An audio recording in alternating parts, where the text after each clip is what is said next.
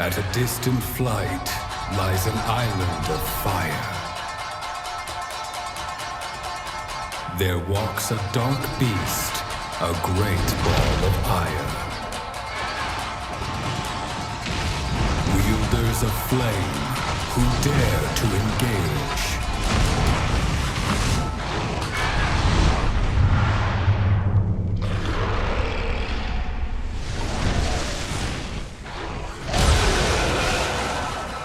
Will only succeed at igniting its rage.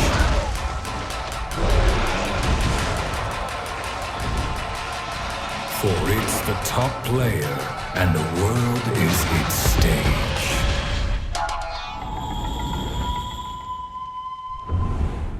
What's good, everyone? It's your boy Dak908, aka the Dig Dug himself, and today we're going to be looking at Rajang. Let me tell you something. I hate this monster. However, why I hate him is completely different. Like, I love difficulty. I really like a challenge. However, Rajang is like, I heard you like difficulty, and you heard you like a little bit of challenge. Well, here's a whole lot of it. Anyway, so Rajang is an old monster. He made his first appearance in the second generation of Monster Hunter, and he was a doozy back then because he was just as difficult now as he was then, but even more so because of the jank that was second gen Monster Hunter. Nevertheless, let's move on. So, Rajang in this game is, to be fair, not necessarily really different from how he was in Iceborne World.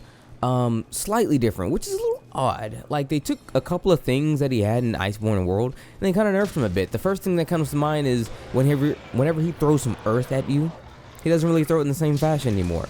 He used to actually throw, like, he grabs some earth, jump back, find who he was gonna smack with it, and then do lots of damage. He doesn't really do it anymore. Like, how he'll do it, he'll kind of lift earth off the ground, almost like if you're trying to, like, flip a table.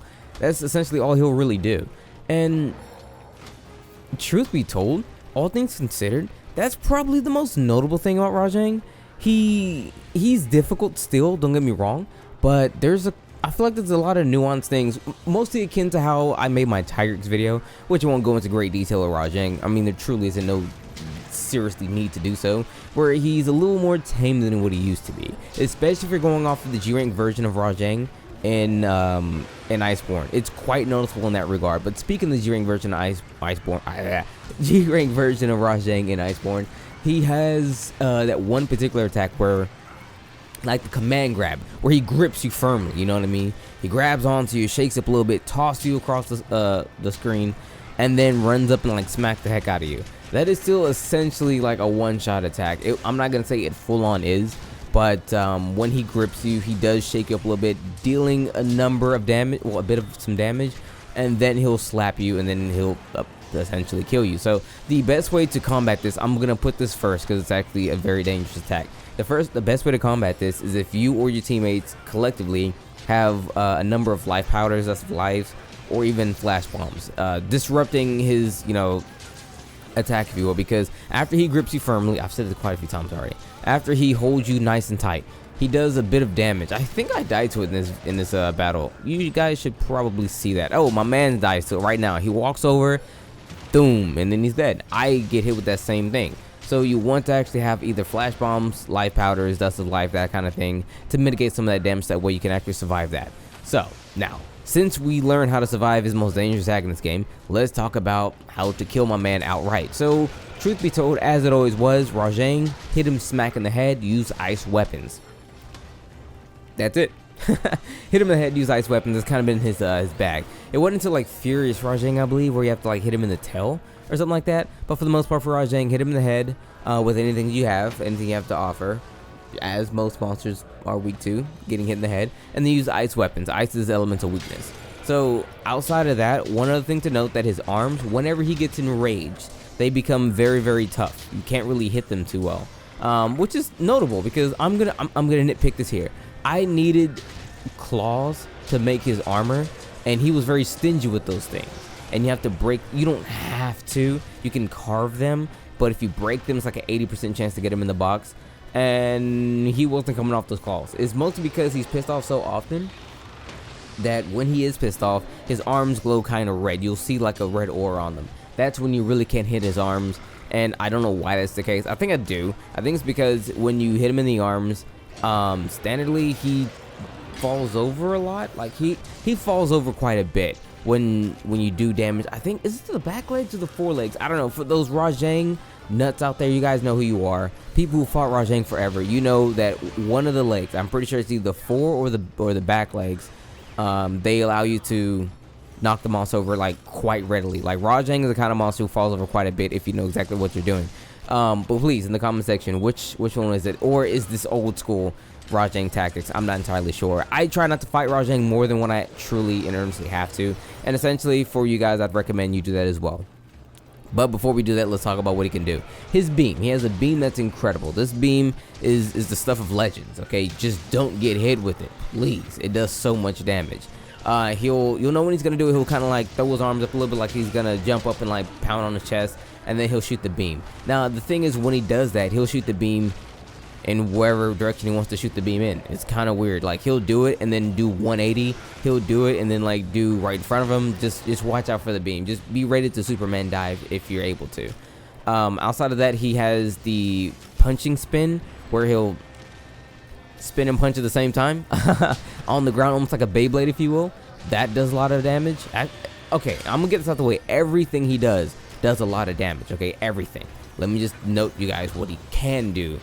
So he'll do the Beyblade spin, he'll do the beam, he'll do the multiple punches while walking forward towards you, he'll do the body slam, he'll do like he'll toss some earth at you, like I've said it before. And he probably has a couple other things. Thing is, Rajang doesn't have a huge move list. He really doesn't. Just everything hurts. You know, just everything truly and earnestly hurts. So just watch out for what he can provide. You just don't want to get hit with any of that stuff. But I know it's probably kind of on the nose, but I mean, it is what it is. It's Rajang. Definitely bring yourself bring a team with you to combat this idiot. But with that said, let's move over to the gear and whatnot. So Rajang's gear is pretty good. Nothing else to really say. Like, if you guys like the meta, it's very meta. So let's take a look at the skills real quick. Like, okay, so we're looking at heroics. Heroics 5. So what heroics does is essentially when you at low health, I think like 30%. Oh, it says right there, 35% or lower. When you're at 35% or lower health, you get an increase. Was it 30? Was it always 35? Pretty sure it was 30 at one point. Whatever, doesn't matter. When you're at low health, the skill itself activates. You get a huge attack and a huge defense buff usually. And well, they added more stuff. I'm looking at this for the first time. I'm sorry, guys. They added more stuff to the ability. Okay, so it says while active attack power is increased by 30% and defense increasing effects are negated. That's interesting. That's actually really interesting. That's weird. Nevertheless, so long story short, if you live a dangerous life and want to do big number, this is a skill that lets you do that. Or if you're living dangerous and you're like, yo, I can really squeeze out just a little bit more attack, and if I'm really nice and don't get hit, I should be nice and do big number. This is it. Heroics. It does a lot. 30% on attack is huge. Okay, guys, it's actually pretty freaking big. So that's like it's like attack plus large plus, or extra large or something like that. It's pretty significant, so that's actually pretty cool. Moving over, we have maximum might level 3. While it's active, increase your infinity by 30%. So this one's an interesting one, but I don't know how I really like it. Okay, increase infinity if stamina is kept at full ball for a period of time. Now, this is a really interesting skill. I just wish it worked better. Like, once you're at full stamina and then the increase takes place and lasts for like 60 seconds or something like that, but it doesn't. As soon as you start like sprinting or using stamina or blocking or dodging, whatever, it's gone. So it's kind of a bummer in that regard, but it's still a pretty solid skill, all things considered. Now, latent power is a skill that I really like. Gives you 30%, or this version anyway, gives you 30% and of affinity and reduces the stamina depletion by 50%. So this is an interesting attack. So, attack skill. You have to get hit a number of times. What that time is, no one knows. I'm sure someone does, but for the most part, you don't really know. Once you take damage, it'll just activate, and then you get the increase you get the buffed affinity and stamina depletion. It's actually pretty cool. It's one of the coolest skills out there. Right along if you're out there just taking damage, but you're not dying, you're getting hit. You know what I mean? You're taking damage, you have things under control, but every now and then it's like bam, it pops up, and then you get that increased boost, and then you're doing really good. It's actually a really cool skill to have. Between this one and Challenger, or Agitator if you will, I love having both those skills at the same time, because there's a lot of affinity if you get it all the way to 5. That's a lot of affinity. 50%. You went from a weapon that had literally none to like half. And if you have a weapon that already has pretty good affinity, dude, you're critting every single time. It's worth taking the lumps to get the affinity increase. Now we have crit boost. Increases the damage of critical hits. At level 3, you get 40% increase the critical hit damage. Heck, just getting 1 point is good. 30% increased damage is grand all by itself. So couple this with latent power and, I don't know, heroics and X1 might, and you're looking pretty gosh darn good. Literally with the set alone, if all this is increased, you're getting over 100% affinity on something that doesn't have any at all. Speaking of affinity and weapons that have any at all, his weapons, Rajang's weapons, let's look at the greatsword. Rajang's weapons are always good. They are always big number weapons. The thing to really know from them is that they just do big number. Like, they're really solid. Whoa, the greatsword is kind of whack, actually, all things considered. Okay, so you're looking at 210 on the attack, little to no actual blue sharpness, and a relatively decent amount of element. That if it has plus an affinity? No way. There's no. I don't believe that. Let's go look at the hammer, because Rajang's weapons are always like big number. You see them just like, oh yes, fat number. Let's get it in. Let's go. 230. Okay, still big number. All right. So anyway, and there's a negative affinity as it should be. So its weapons, honestly and truly, for the most part, my lance is the same way. Big number up top, negative affinity, and then kind of middling elemental damage. I don't know what was up the greatsword over there. Probably it was been that way or something like that. I'm not entirely sure. But it's always big numbers. So you're going to have a large amount of attack on your weapons, but the element is going to be usually middling, but it's all about big number when it comes to Rajang anyway. It's what you truly and earnestly want. Negative affinity is almost always going to be on the weapon type itself. So that's something to look forward to as well. Your sharpness really and truly honestly varies. I don't think the sharpness gets good until you get to like Furious, but I don't think Furious is going to be in this game. But nevertheless, I recommend getting his weapons because they're really powerful and his gear is insanely good. Armor, that is.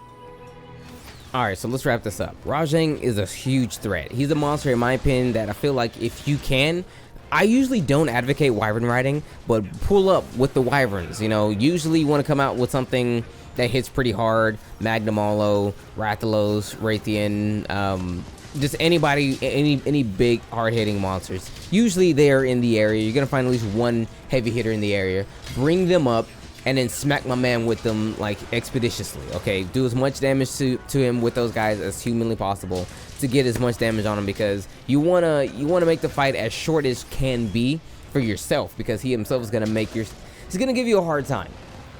Gonna be a rough time. Oh look, this is when I die. Full health, he grips me tightly, tosses me, takes me for 50 or so, and then smashes me and I'm dead. Boom, that's how you go. Anyway, so you want to do as much damage to him with all means of damage you can. Most notably, you're gonna use, like I said, like wyvern riding to actually do it, so that way you have like, let's say 20% knocked off the top.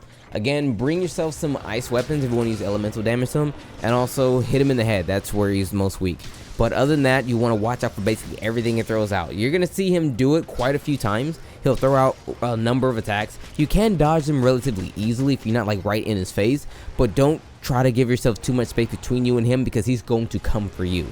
Okay, so just kind of be very, very wary of where he throws out the majority of his attacks. Don't stray too far, like I said, because he'll hit you with the beam, and he loves to pounce and run around to close the gap to wherever the heck he actually is. So that's one of my favorite things about him. He doesn't like you getting too far away. He will come to you, and that's not necessarily a good thing in some instances, especially if you caught yourself on the back foot when fighting him in and of itself, which is 90% of the time. So be very careful with like your distancing and your spacing between them, and you should be okay. Watch out again for whenever he like lifts a huge amount of earth from the ground and tries to smack you with it, because that does a lot of damage, and then he usually follows up with it like with a Beyblade spin attack.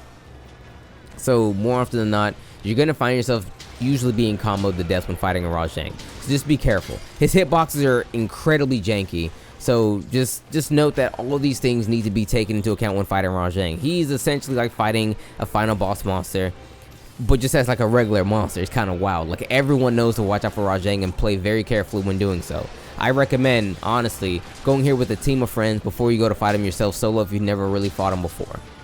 But with that said, everyone, that's essentially all I can tell you about Rajang. I know it's not as much as I usually could tell you about a monster, but Rajang has always been one of those monsters where I'm like, dang, the best I can really say is just watch out for everything. Be very cautious about how you fight him, and then just hope for the best. It should take, well, it may very well take a while on your first try to fight him, but it's not impossible to actually do. He's just a tough monster. I mean, I hate him. I truly and earnestly hate him. He's on my top 5 least favorite list. He was back then. He is still to this day. I'm actually gonna make a video one of these days pretty soon where I talk about my top 5 least favorite monsters, and Rajang is still on that list. Mostly because of like the fact that you have to account for literally the entire universe when fighting him, and on top of the fact he's a pretty unfair monster in certain situations.